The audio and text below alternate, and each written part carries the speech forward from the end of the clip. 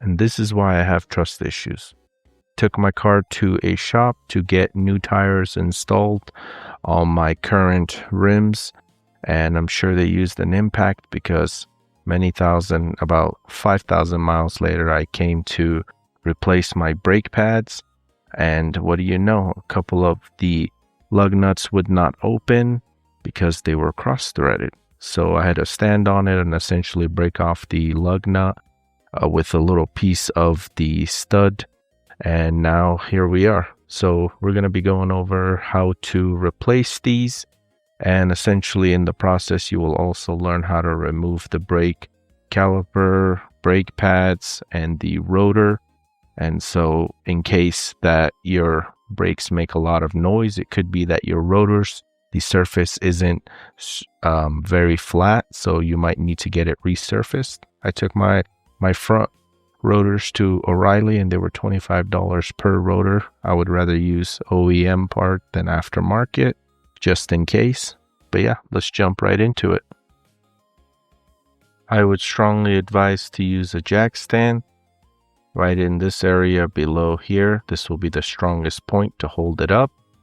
You're going to use a 14 millimeter wrench, and you can take these two 14 millimeter bolts that hold the brake caliper assembly. Once you do that, you can take out the brake caliper assembly, just push it up. And what's cool about the rear, there's a spot right here that you can just let it hang. Usually you'd use like a hook to hold it up so it doesn't strain the line. So this is going to be really easy. You can just use a flathead to push it out.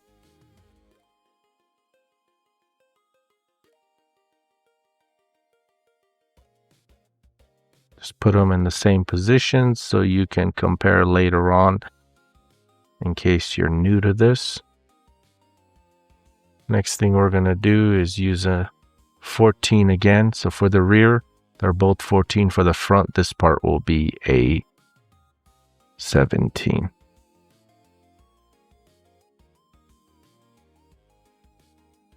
Once you open these two bolts, then you can take apart the caliper bracket.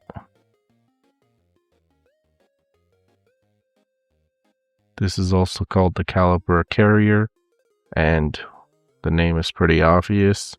It holds the caliper assembly in place. Next thing we're going to do is check the surface, make sure it's smooth. If not, then you're going to want to get it resurfaced or buy new ones. For these two slots, you're going to use an M8 by 125 millimeter pitch bolt. I would suggest get between a 25 to 35 millimeter and then use a 13 millimeter socket. And you essentially tighten this and it pushes the rotor out. If it doesn't, you can use some blaster penetrating oil. It works really well. Let it sit for a sec and then you can remove it.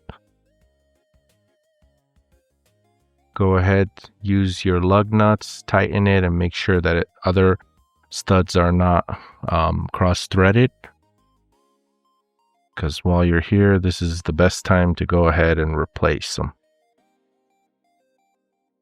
So these are the two studs that are going to get replaced. The bottom arrow, that is the position you want to put it in because it's got enough space where you can hammer this out. So you just hammer it and it pops right out.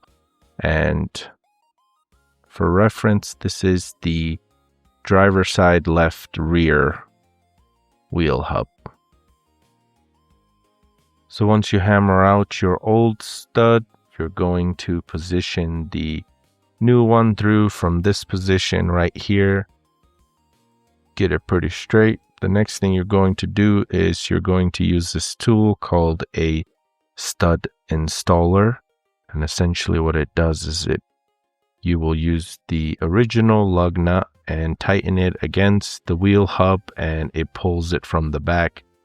I like to use a 19 millimeter impact socket with a ratcheting wrench and a breaker bar to tighten this against the wheel hub. But you can also use an impact gun, which I don't personally like. So when that new wheel stud is back on, you're ready to put the rotor back on. You're going to look for the little holes where you use that M8, line it up, and then insert the rotor in place. Next thing will be the caliper carrier. Then you're going to put those 14mm bolts back into place.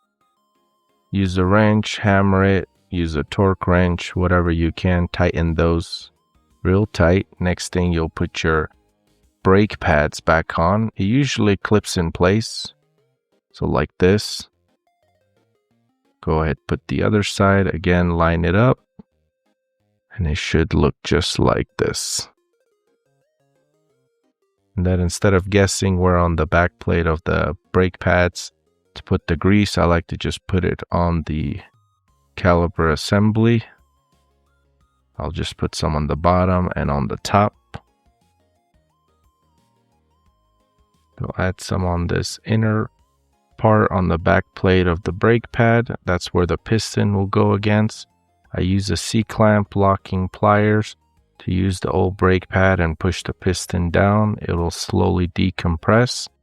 And when it does, you should be able to just put it back into place. These parts right here you can push in to lock it back into place. Go ahead, put the 14mm on, and you're done. Hope this video was helpful. Make sure you like and share if you can. Thanks.